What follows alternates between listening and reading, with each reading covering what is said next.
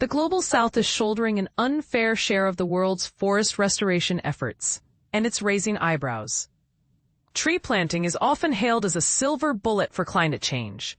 It's a powerful tool to absorb carbon dioxide, replenish oxygen levels, and help nations inch closer to their net zero targets. But here's the catch. It demands vast stretches of land, and not all land is created equal. A recent study published in Science reveals a sobering reality. While forest restoration can theoretically sequester up to 40 gigatons of carbon, equivalent to 150 gigatons CO2 by 2050, roughly 63% of the annual carbon sink recorded over the last decade. This optimistic figure shrinks dramatically when real-world limitations are factored in. And this is the part most people miss. Land isn't just for trees. It's also essential for food production, biodiversity preservation, and water security. When these sustainability constraints are considered, the amount of usable land for forest planting is slashed in half. That means previous projections were overly ambitious.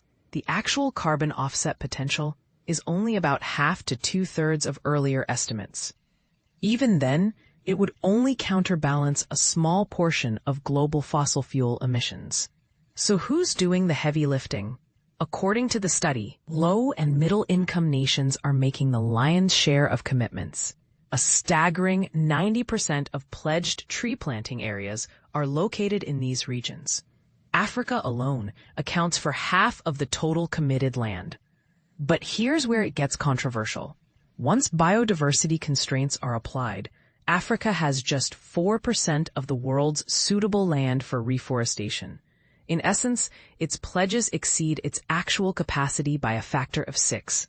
Meanwhile, wealthier regions like Europe and the Americas, which boast ample land resources, are lagging behind. Europe, for instance, holds 25% of the world's potential reforestation land, but has only committed 13% of it.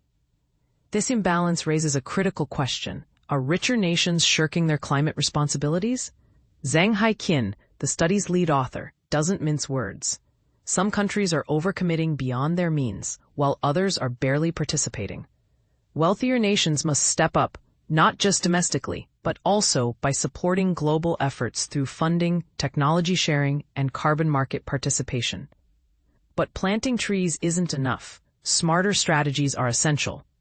The study warns that many tree planting pledges were made without fully considering environmental and social constraints.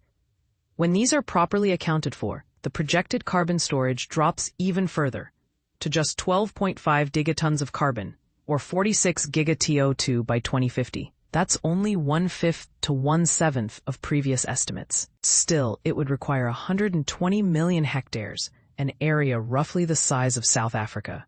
South America emerges as a key player, thanks to vast tracts of previously deforested land. Brazil alone holds 1/5 of the world's suitable reforestation area. Asia also shows promise, particularly if countries like China and India can carefully identify which regions are viable for forest restoration. Here's a twist. Protecting existing forests may be even more effective. The study suggests that halting deforestation entirely by 2030 could prevent emissions nearly 3 times greater than those offset by current tree planting pledges. In other words, saving what we already have might be more impactful than starting from scratch. To truly harness the climate benefits of reforestation, global cooperation is key.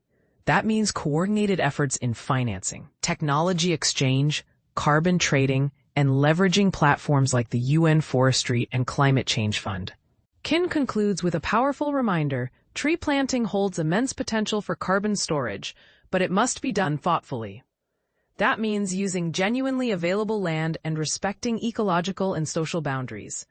Now it's your turn. Do you think wealthier nations are doing enough to support global reforestation? Should the focus shift from planting new trees to protecting existing forests? Drop your thoughts in the comments. Let's spark a real conversation.